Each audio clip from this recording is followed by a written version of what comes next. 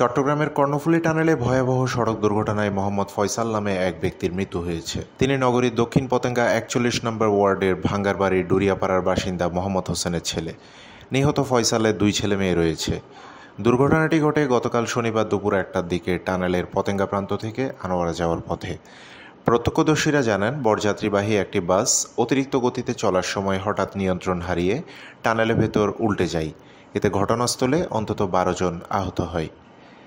আহতদের উদ্ধার করে প্রাথমিকভাবে আনোয়ারা স্বাস্থ্য কমপ্লেক্সে নেওয়া হয়। পরে সেখানকার কর্তব্যরত চিকিৎসক তাদের চট্টগ্রাম মেডিকেল কলেজ হাসপাতালে পাঠান। গুরুতর আহতদের মধ্যে কয়েকজনকে পরবর্তীতে নগরীর ন্যাশনাল হাসপাতালে ভর্তি করা হয়। আজ ভোরে চিকিৎসাধীন অবস্থায় মোহাম্মদ ফয়সাল মারা যান বলে নিশ্চিত করেছেন ন্যাশনাল হাসপাতালের কর্তব্যরত চিকিৎসকেরা। বিষয়টি নিশ্চিত করে কর্ণফুলী টানেলের সহকারী প্রকৌশলী গোলাম সামদানি হিমেল বলেন, দুর্ঘটনাটি অতিরিক্ত গতির কারণে হয়েছে বলে প্রাথমিকভাবে ধারণা করা হচ্ছে। নিহতের পরিবার জানায়, ফয়সাল ও তার বড় ভাই সহ পরিবারের কয়েকজন একটি বিয়ের অনুষ্ঠানে যাচ্ছিলেন। পথে অতিরিক্ত গতির কারণে চালক নিয়ন্ত্রণ হারালে বাসটি উল্টে যায়।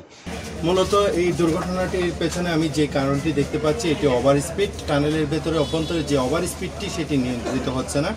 টানেল ম্যানেজমেন্ট কর্তৃপক্ষের গাফিলতির কারণে আসলে দিনকে দিন একের পর এক সেই দুর্ঘটনাগুলো ঘটে যাচ্ছে। তারা যদি কোনো একটি জরিমানা নির্দিষ্ট আকারে কমপক্ষে 10,000 টাকার একটা জরিমানা করতো একটি বাসের স্পিড লিমিট খরচ করার কারণে, তাহলে দেখা যেত কি এক বাস যারা চালক আছে তারা সচেতন হতো এবং ওভার স্পিডে গাড়ি চালাতো না। ফলে এই ধরনের দুর্ঘটনায় আমরা আমাদের ফয়সাল ভাইদেরকে হারাতে হতো না।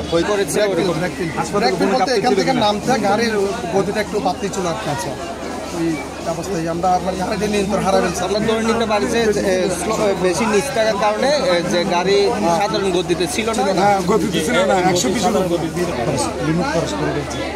120 গেছে, লেখা আছে ওখানে 40 বা 40 লেখা আছে 60, উনি গেছে 100 উপরে নিয়ন্ত্রণ হারিয়ে ফেলছে।